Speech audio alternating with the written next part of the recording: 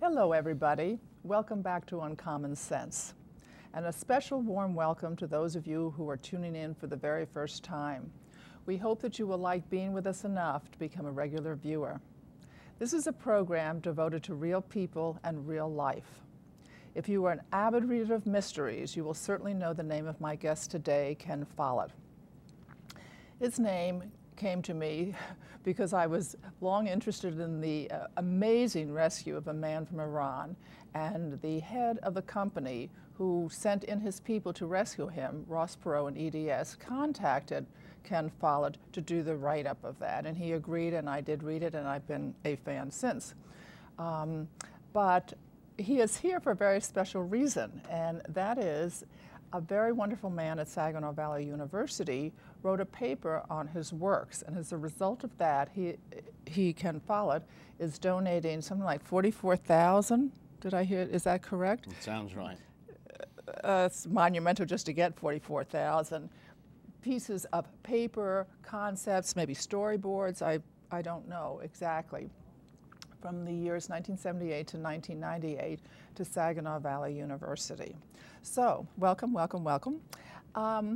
Martha Graham, a choreographer and dancer, talked about divine dissatisfaction and heavenly unrest as keeping her marching. Is that something you could understand?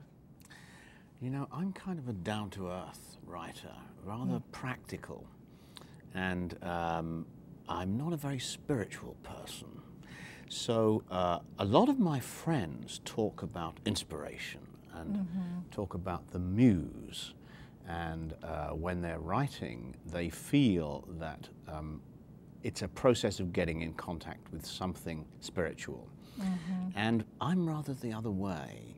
I'm a great planner. I like to know at the beginning of the day what scene I'm going to write and what's going to happen in that scene, so that the process of writing it is simply a question of realizing and bringing to life a story that I've already planned. So work for me, and what is driving me on is what drives me on is a kind of wish to entertain people. If I hadn't been a writer, I might have been a song and dance man, you know, a few jokes, a little tap dancing. I see the glint in your eye. Right. So no, heavenly dissatisfaction doesn't ring a chord with me. I understand that it takes you roughly 2 years to write a book, and that the first year is spent in research and organization, which sounds quite methodical to me. Are you methodical in your personal life as well? Yes, I think my friends and family would say I am methodical. In fact, our children laugh at us for being so methodical, although I notice that as they age, they get more and more like us in this respect.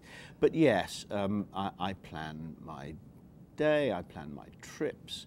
We have, because we're both busy people, we have our kind of holidays roughly mapped out for about 2 years in advance. And so I guess you would have to say I'm methodical, yeah. What has life taught you that you didn't expect?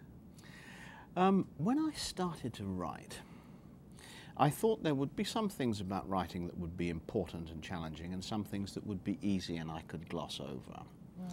And part of the transition for me from being an unsuccessful writer, which I was for some years, to being a successful writer was realizing that in every area of the book I had to do my best.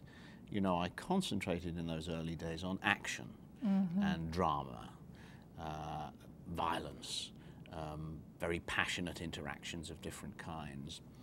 And I realized that I had to, no matter how action-oriented a story was, if you don't care about the people in that story, then you don't care about the action either. So I realized that character was something I would have to give my very best to. And in fact, everything, description of landscapes, description of people, I had to give my very best in every area, and even then, that might not be good enough.